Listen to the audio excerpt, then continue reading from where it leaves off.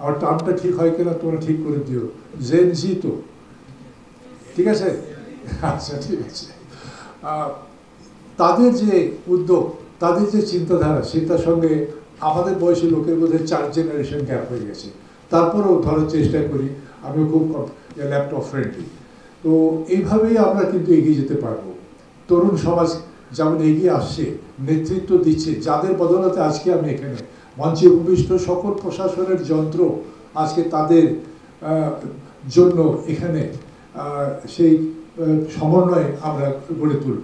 তরুণ সমাজ, যুব সমাজ, আমরা আজকে একেবারে শেষ প্রান্তে গিয়েছিলাম সাপুরি দ্বীপে, সেখানেও ট্যুরিজমের বড় একটা স্কোপ আছে, কিন্তু যে বড় একটা কিন্তু যেটা কথা রহমতুল্লাহ সাহেব বলে গেছেন, সেই কিন্তুটা কিন্তু অত্যন্ত গুরুত্বপূর্ণ।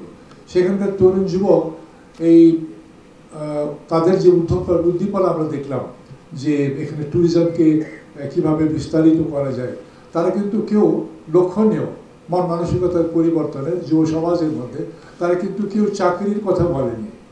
তারা বলেছিল আমরা উদ্যোক্তা হব যদি এখানে ট্যুরিজম ফ্লারিশ করে। এই একটা আমি বলবো যে আমার টার্মটা ঠিক হয় কিনা তোমরা ঠিক করে দিও। জেন জি তো ঠিক আছে? আচ্ছা, ঠিক আছে। তাদের যে উদ্যোগ, তাদের যে চিন্তাধারা, সেটার সঙ্গে আমাদের বয়সী লোকের মধ্যে 4 জেনারেশন গ্যাপ হয়ে গেছে। তারপরেও ধরার চেষ্টা করি, আমিও খুব ল্যাপটপ ফ্রেন্ডলি। তো এইভাবেই আমরা কিন্তু এগিয়ে যেতে পারবো। তরুণ সমাজ যেমন এগিয়ে আসছে, নেতৃত্ব দিচ্ছে, যাদের বদলাতে আজকে আমি এখানে মঞ্চে উপবিষ্ট সকল প্রশাসনের যন্ত্র আজকে তাদের জন্য এখানে সেই সমন্বয়ে আমরা গড়ে তুলব।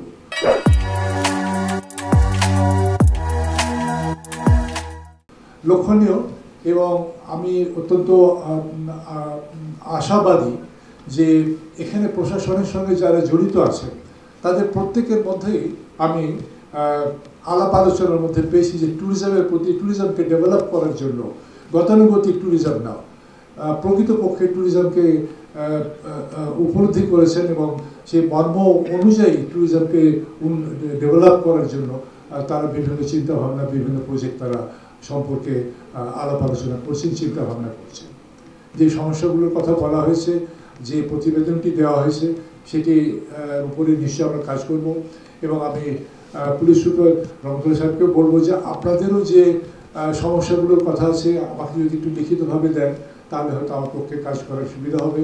ট্যুরিজম পুলিশের কয়েকদিন আগেও ট্যুরিজম পুলিশের চিফ আমার সঙ্গে দেখা করতে এসেছিলেন ঢাকায়, তিনিও সমস্যাগুলোর কথা বলেছেন বিভিন্ন, সেগুলো নিয়ে আমরা সব কিছুই আলাপ আলোচনা করে এগুলো সমাধান করার চেষ্টা করবো। লক্ষ্য একটাই, কক্সবাজারের সমন্বিত উন্নতি।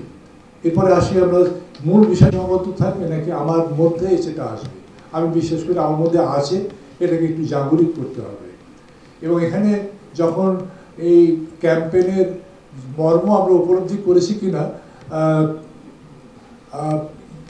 অডিয়েন্স থেকে একটা সাড়া জানতে চেয়েছিলেন, সাড়াটা এসেছিল এদিক থেকে, খুবই জোরালোভাবে এসেছিল, এদিক থেকে আসেনি। আর শুধু তাই নয়, কণ্ঠটা ছিল পুরুষের। কিন্তু আমি মনে করি যে আমরা বলি না যে সব কিছু স্টার্টস অ্যাট হোম, তো তাহলে বাসায় আমার যে নাতি নাতনি, আন্টি, আপার বয়সী কেউই নেই, তাদেরও তো একটা দায়িত্ব আছে। আপনি বাসার থেকে যদি নিয়মিত তদারকি করেন আপনার আঙিনা, সেটা কিন্তু ছড়িয়ে পড়বে সারা শহরে, তার কারণ পুরো শহরটা একটি সংসার। আমরা আশা করি যে আগামীতে আমরা একটি পরিচ্ছন্ন, নিরাপদ এবং নিরাপত্তা আছে এরকম একটি কক্সবাজার পাবো, এবং আমি বারবার আসবো। আল্লাহ হাফেজ।